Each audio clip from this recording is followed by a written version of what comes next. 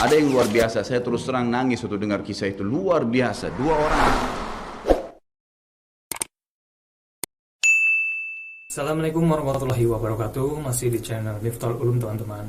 Nah, di video kali ini teman-teman, kita akan melihat beberapa ceramah-ceramah dari ustadz-ustadz kita, para dai, para alim ulama, ketika menceritakan beberapa kisah-kisah para nabi, kisah-kisah para salafus soleh, atau para tabi'in tabi'ut, para sahabat Rasulullah SAW. Ada beberapa ustadz, orang-orang yang berceramah tersentuh akan hal itu, teman-teman.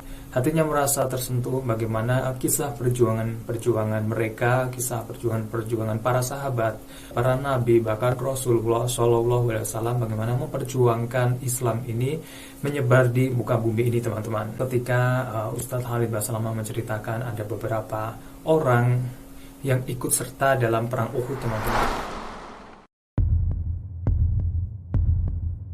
Ketika perang Uhud berlangsung ataupun sudah selesai, dan Nabi Muhammad SAW memanggil lagi para sahabatnya, para mujahid, untuk kembali menyerang lagi. Dan di situ ada kisah yang menarik, sehingga apa yang diceritakan di situ membuat Ustadz Khalid Basalamah bersedih, teman-teman. Nah, di situ kita bisa lihat cuplikan video dan teman-teman bisa menyaksikan. Kita simak.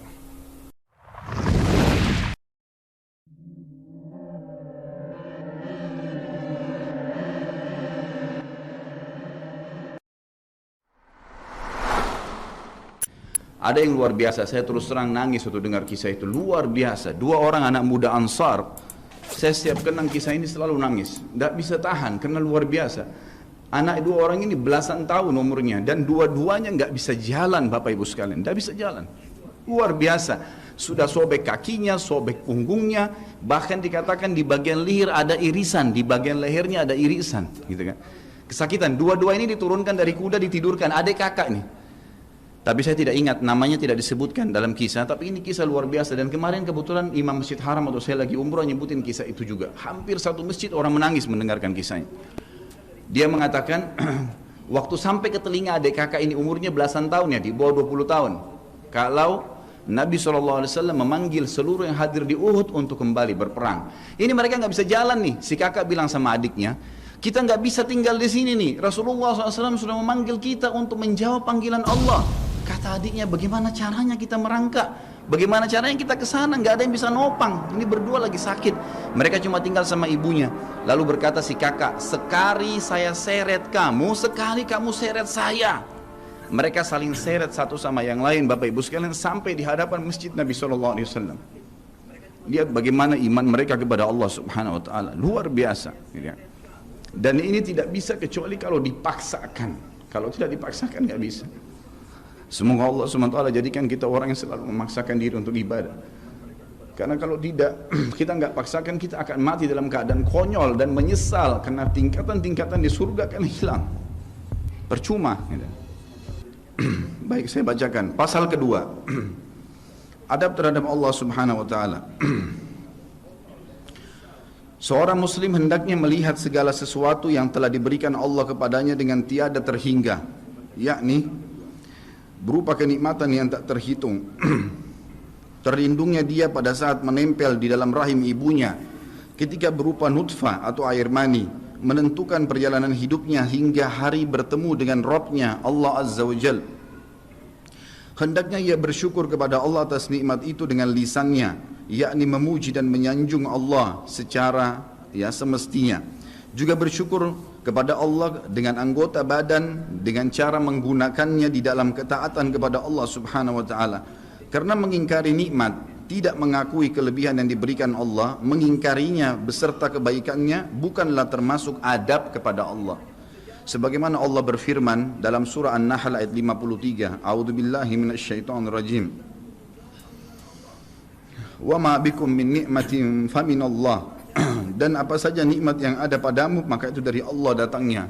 Dalam surah An-Nahl ayat 18 Allah berfirman, A'udzubillahi minasyaitonirrajim, wa in ta'uddu ni'matallahi la tuhsuha.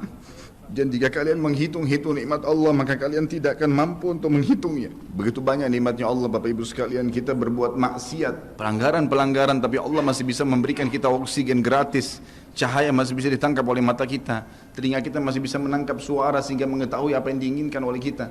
Setelah bertahun-tahun berbuat dosa, dengan taubat kepada Allah, Allah bisa ampuni. Itu luar biasa. Nikmat Allah tidak bisa terhitung. Rugilah orang-orang yang tidak menyembah Allah subhanahu wa ta'ala. Dan kalau seandainya, kata Ibnu Taimiyah rahimahullah, orang-orang yang bermaksiat kepada Allah itu tahu bagaimana nikmatnya keimanan yang ada dalam hati kami ini, sehingga kami bisa menangis dan kami bisa merasakan dekatnya dengan Allah, bahkan merindukan surga dan selalu merasa diri jauh dari neraka, maka niscaya mereka akan membelah dada-dada kami dan mengambil keimanan itu, karena mereka tidak akan pernah merasakannya. Keimanan akan membuat makanan sederhana menjadi mewah, tidur di tempat yang biasa akan menjadi nyaman, bahkan cobaan seberat apapun menjadi kecil buat kita, karena keimanan kepada Allah subhanahu wa ta'ala. Dan itu sebuah nikmat, itu hanya bisa dirasakan kalau kita betul-betul memaksakan diri beribadah kepada Allah subhanahu wa ta'ala. Dan tentunya teman-teman masih banyak kisah-kisah para mujahid, para salafus soleh, bagaimana menceritakan perjuangan mereka ketika berada di medan perang. Dan ini adalah salah satu bukti bahwa orang terdahulu sangat antusias ketika diminta untuk berperang di jalan Allah Subhanahu wa taala. Mereka totalitas dan menjalankan apa yang diperintahkan oleh nabinya, yaitu perintah dari Allah Subhanahu wa taala, yang jika teman-teman melihat sendiri bagaimana kisah-kisahnya, tentu sangat menarik teman-teman. Juga perlu digarisbawahi teman-teman bahwasanya sesuatu ibadah harus dipaksakan, karena kalau tidak dipaksakan teman-teman, kita hanya mati konyol, alias kita tidak mendapatkan apa-apa, karena memang kehidupan di dunia ini hanya sementara dan akan dilalui, dan akhirat memang untuk selamanya teman-teman. Kita senantiasa berpegang teguh pada tali Allah, mengerjakan apa yang diperintah Allah Subhanahu wa taala, menjauhi apa yang dilarang, menjalankan perintah Allah Subhanahu wa taala. Dan semoga kisah ini menjadi bermanfaat untuk kita semua teman-teman. Kita bisa mengambil hikmahnya, dan sekiranya video ini bermanfaat, jangan lupa untuk subscribe. Jazakallahu khair. Wassalamualaikum warahmatullahi wabarakatuh.